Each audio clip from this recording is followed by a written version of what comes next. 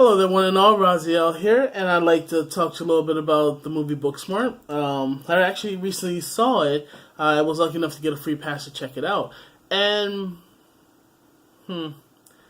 this was not a terrible movie, but it definitely wasn't what I was expecting. And that's saying a lot, because I wasn't really expecting anything. Given the trailer alone, I just figured it was going to be a female version of Superbad. Kind of like what they did with the Ghostbusters. And I'm one of those people, I don't care if you switch the gender, the race, whatever. As long as the acting is decent and I actually care about the characters, I'm good. I will roll with it. And as far as these two main characters, one played by, forgive me if I mess up their names, Caitlin Dever and Beanie Fieldstein, I want to say.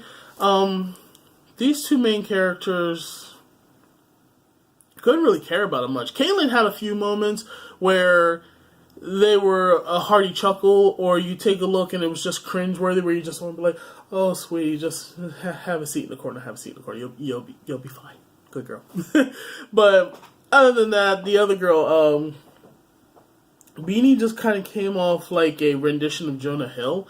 I never actually saw Superbad. It wasn't my cup of tea, but nevertheless, that's all I kept thinking of, because these two girls were supposed to be at the highest of academia. I mean, Beanie's character in herself was valedictorian, but what, 50-70% of this movie, she was dropping F-bombs left and right. Now, don't get me wrong, I don't care. You want to drop the F-bomb, go for it. I'll give a chuckle if it's good timing, but that was the problem. There was no good timing. It was like she was just saying it just for the sake of saying it, and somebody who... The way she acts in the beginning of the movie is basically what you see in the trailer. She had a very high value of herself. She thought she was better than everybody else in the school. But yet, she comes to discover that... And the thing is, the sacrifice worked. She and her friend Kaylin... This is all the stuff you see in the trailer. There will be no spoilers. The sacrifice they made in order to reach their goals succeeded. Hooray! It wasn't for nothing, as far as we know. Because also in the trailer, as you see, the kids that they looked down upon and thought they were better than actually got into their schools, their goals, their Ivy League, almost at the same level as her, if not higher in some cases. There's one goofball who got, when I heard what was happening to them, I literally just sat there and thought, wow, you definitely won. And I could just sit there and look at her and think, yeah, that was definitely a shot to the ego. I think my main issue with this is that it kind of went nowhere fast. Like I said, it reminded me of Superbad, but in reality it was more or less Harold and Kumar, because the majority of stuff you see in the trailer is pretty much the beginning of the movie. And what you see is the catalyst for the rest of the movie, which in truth is nothing but an aimless, and I do mean aimless, adventure. And I'm using the word adventure very loosely. It's just... they were going nowhere fast, and this was just for them to... They said it was to prove it to their... to their cohorts, as they said in the trailer, but in reality, it was to prove something to themselves that they didn't waste their lives. So that kind of got old pretty quickly. I would definitely say, mature warning, you do not want to take your little kids to this movie. Aside from the F-bombs all over the place, there's drug references, sexual content, all that stuff. This is definitely a teen movie, a 90s teen movie, mind you, nevertheless, but it still wasn't terrible. It had its moments. There was one person in particular, and I'll get to her, that sold this movie for me left and right. The movie was actually directed by Olivia Wilde, who you may remember from, if you watch these shows, she was on House... Butter.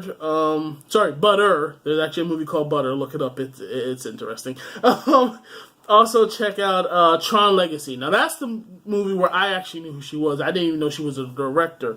I actually looked her up. She did a short film called Free Hugs, but I believe this was like her directorial debut for like a mainstream movie. And if it was, I will give her that her directing was good.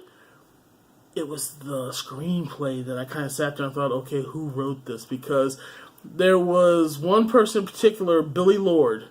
You might remember her from Scream Queens or American Horror Story.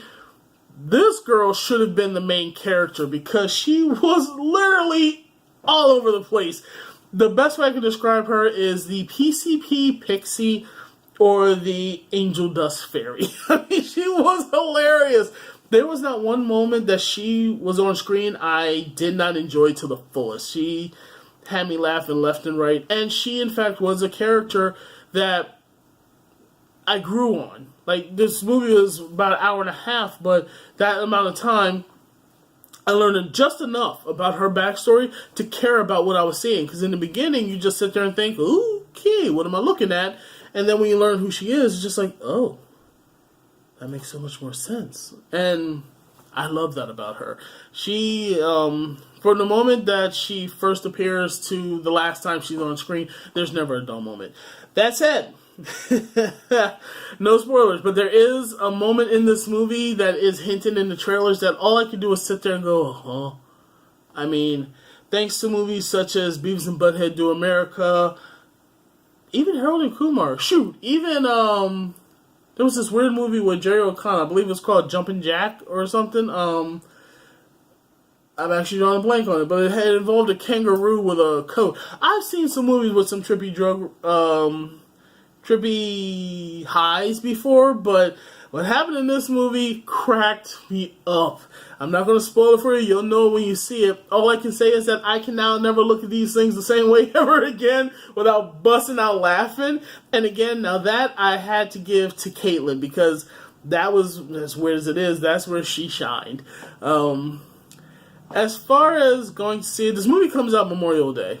So what is it? That's a few weeks from now. There are actually several movies coming out that same weekend that, in all truth, I'd say go see them first. If you really want to see this, more power to you. But I'd say there's a few movies coming out such as Brightburn, Aladdin, Avengers, if you haven't seen it yet, John Wick 3. There was another movie on my mind. I'm blanking on it. Godzilla.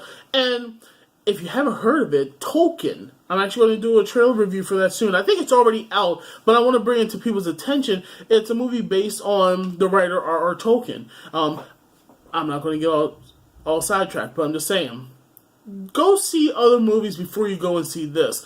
If it's not dire to see this, I would honestly say wait until it comes to Netflix, because Booksmart could have been so much more, but it looks like they just went for the safe route. So that's all I can really say about it. If anybody has, when you do see the movie, if you do want to go see it, go ahead and see it. If you think I'm completely wrong and full of baloney, by all means, come back to this video, drop a comment below, let me know what you think, because I am very curious. I've told you all what I think about this movie. I would love to know what you all think. And I hope everybody has a wonderful week, and I will see you all again very soon. Until then, everybody, take care.